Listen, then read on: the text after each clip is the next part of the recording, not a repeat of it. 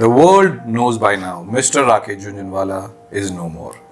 14th August is actually a very sad day for many investors like me. He was the guru for many people, big or small, and when he passed away, the world shattered on those people. He was famously known as Big Bull of India. There has never been a bigger optimist than him when it comes to India's growth story. I really hope there'll be more and more people joining this India's growth story wagon very soon.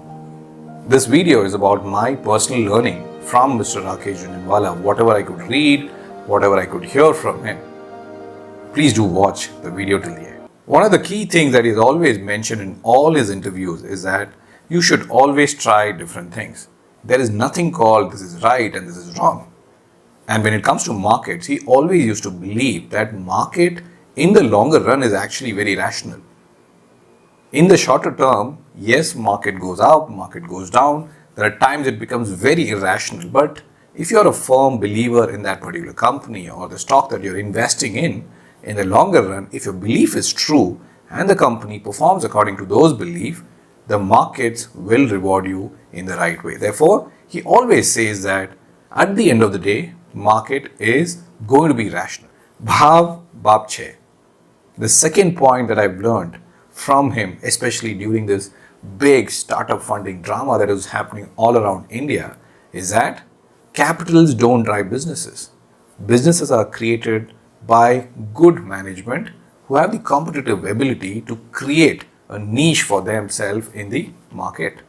He always used to believe that if you are good at something, continue to believe in the story that you're trying to build in and create a competitive advantage or moat around it, so that when it comes to competition, you're not going to be affected because of the competition. If you see his history of investing, he has always invested in businesses that had competitive advantage. The biggest success story is Titan. Today, tell me how many companies can replicate the success of Titan. And that's one of the key reasons why the man who started with 5,000 rupees was worth 32,000 crores when he actually passed away. The third point which I want to emphasize a lot is about taking risks. Risk doesn't mean that you just put your money all around in every stock. He always used to say that you invest in companies after taking calculated risks. Risk obviously leads to returns, but risk can also lead to capital erosion. There is a reason why he always used to be unemotional about his investments. He never attached a lot of importance to losses or profits. That's the very same reason why his Titan is worth about 8,000 crores. He never cut the company's holdings. He always believed in investing in good companies, even if it meant short-term losses. But when it comes to risk, one thing he always tells is that, okay, you do your analysis, you do a lot of thorough checking on the company, everything, but don't leverage your investments.